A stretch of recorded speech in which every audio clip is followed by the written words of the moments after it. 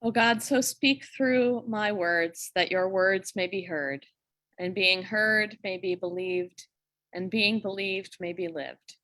Amen.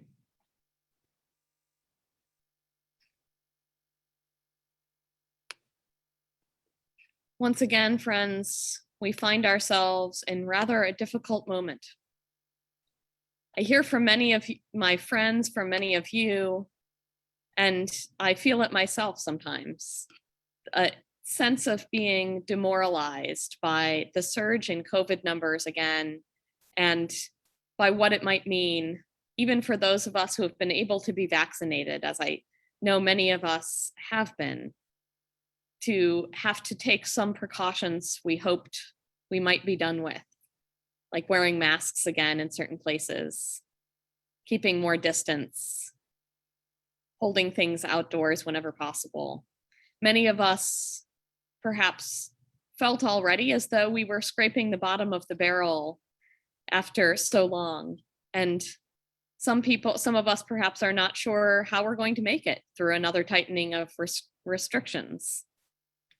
And I want to offer this morning that I think this story about Elijah from First Kings is so well placed in our lives to meet us in this moment, because Elijah, I think, can empathize.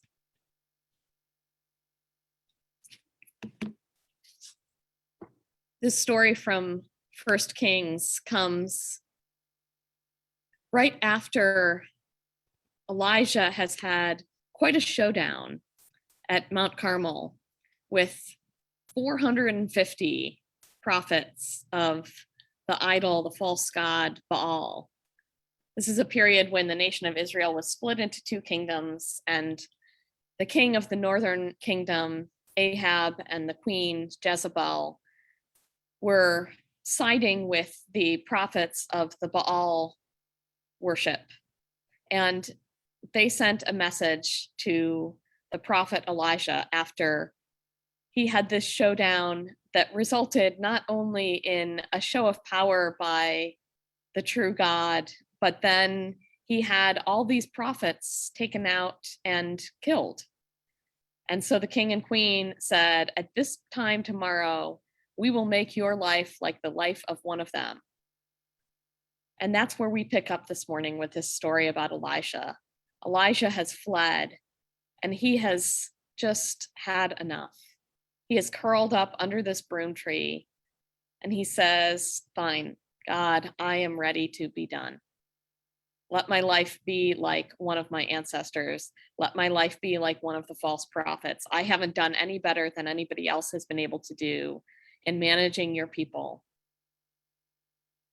Your people have forsaken your covenant, and they seek my life to take it.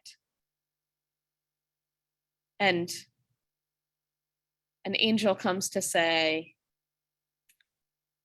maybe death is not quite the answer we're looking for here. Let's try a nap and a snack before we go any farther. And Elijah falls asleep under this tree, and an angel wakes him up and says, okay, now eat something.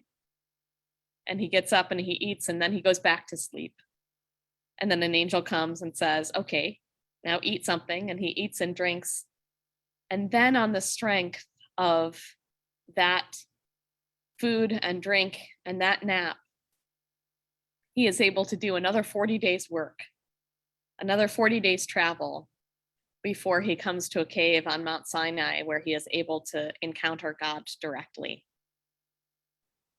There's a midrash that says that when Elijah gets to the cave and has this time to be directly with God, and God says, Elijah, why are you here? And Elijah says, I have tried my best to do what I was supposed to do. I have been zealous for the Lord, the God of hosts, and the children of Israel have forsaken your covenant. And the midrash says that not only in this story, that much we have in scripture, but the midrash says that Elijah goes on then to complain not only that the people have abandoned the covenant, but in his zealotry, he asks God to punish Israel. The midrash says that God rebukes him, saying They abandoned my covenant, not yours. They abandoned my altars, not yours. They killed my prophets, not yours. Why are you more zealous than I am? And so God says, I vow that whenever my children keep this covenant, which at the time was signified by circumcision, says to Elijah, anytime this happens, you will be present. And the mouth that testified that the Jewish people have abandoned my covenant will testify that they are keeping it. And so there is a tradition that says that room should be left for Elijah at every circumcision, so that Elijah has the opportunity to testify that the Jewish people continue to keep the covenant. As Gentile Christians, we no longer place the emphasis of our identity on circumcision as that marker. That marker belongs to our Jewish cousins. For Jewish followers, circumcision and lineage are very important.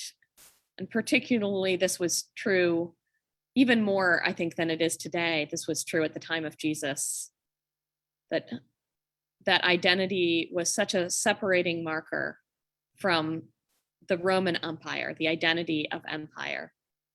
Jewish identity was passed down from mother to child and taught from father to child.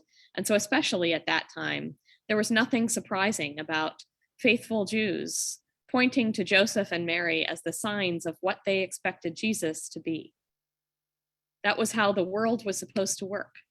That was the teaching that they had received. They were standing in the heritage of Elijah. And Elijah continued to be remembered and celebrated as not as the person who complained about God or about God's people, but as one of the very greatest prophets in that heritage. So to stand in the heritage of Elijah is no condemnation at all. It is a sign of faithfulness. And at the same time, part of how we all have inherited the heritage of Elijah is those moments when I think each of us at times think that we are better or higher or know more than God about how the world should operate.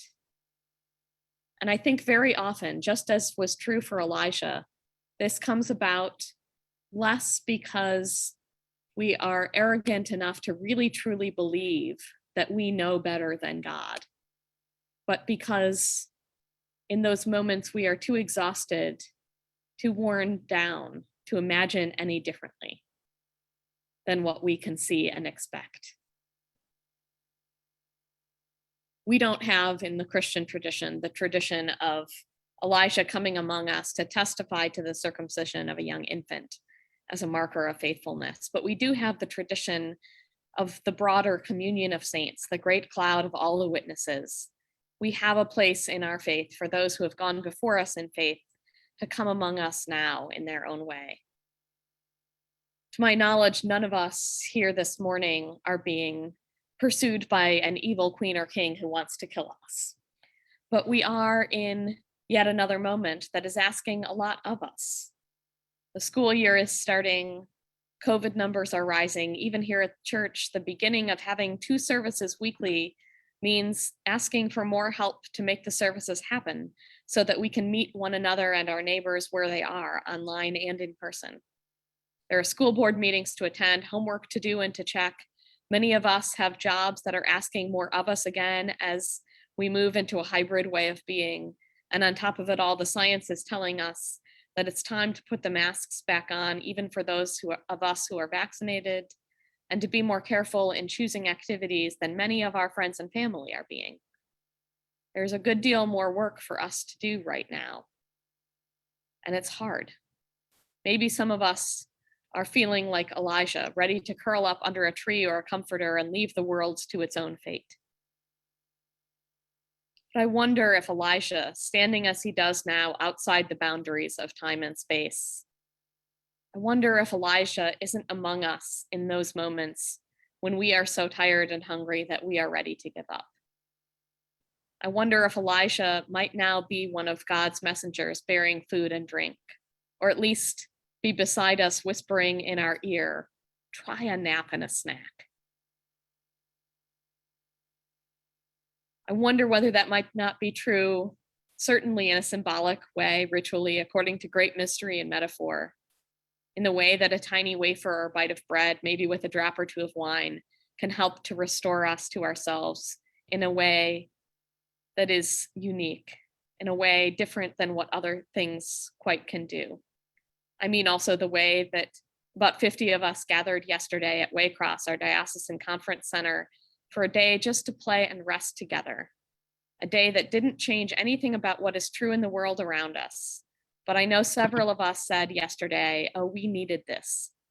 We needed this break just to be together and in nature and to have essentially, metaphorically, a nap and a snack. I also mean it very literally, that we cannot continue the work if we neglect to sleep and eat, very literally.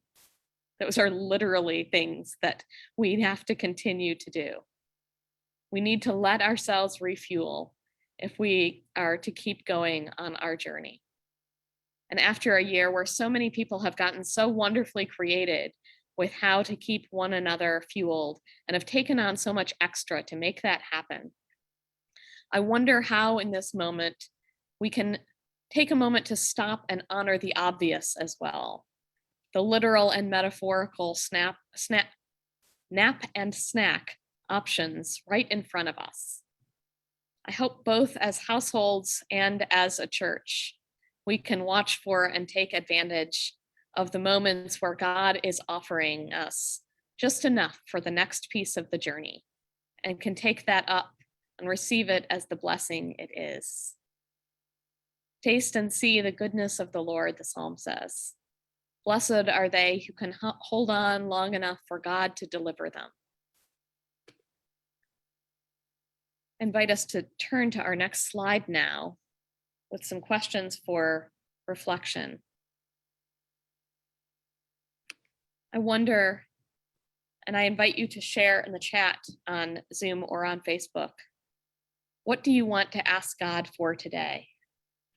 What would give you bread enough for the next piece of the journey right now?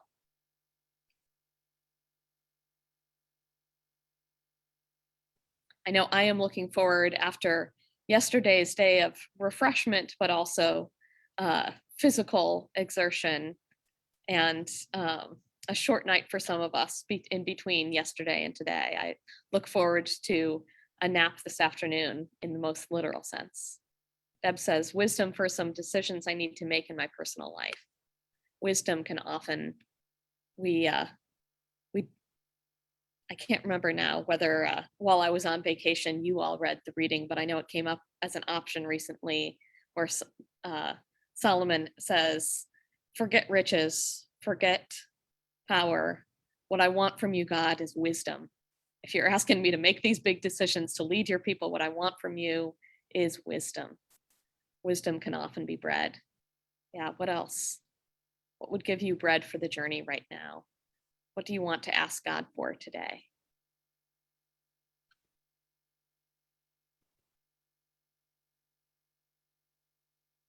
And as you're thinking about that, I invite you to think also about where can you step back right now, not to walk away from the work, but be just long enough to be refreshed for a moment so that you can pick it up again. Continued healing for family members after recent surgery and ICU visits. To know the help we're giving them is helping them heal. Yes, that can certainly be bread for the journey, to know that in the places where we are helping to be bread for others, to have that knowledge that it is effective, that it is doing what people need it to do and is helping them heal. Deb says, I booked 3 days away in the mountains in late August by myself. Yes, if that is an option, to take a day or a couple of days away by yourself in a different space, it's not an option for all of us all the time, but when it is, I hope that you take those opportunities for retreat. Retreat doesn't have to be a fancy planned, programmed kind of thing with a group. It can just be to get away by yourself. That was often how Jesus took his retreat, was to just go away for a day or two by himself. Ability to lead and follow, listen and speak, and the wisdom to know and allow the time for each. Yes.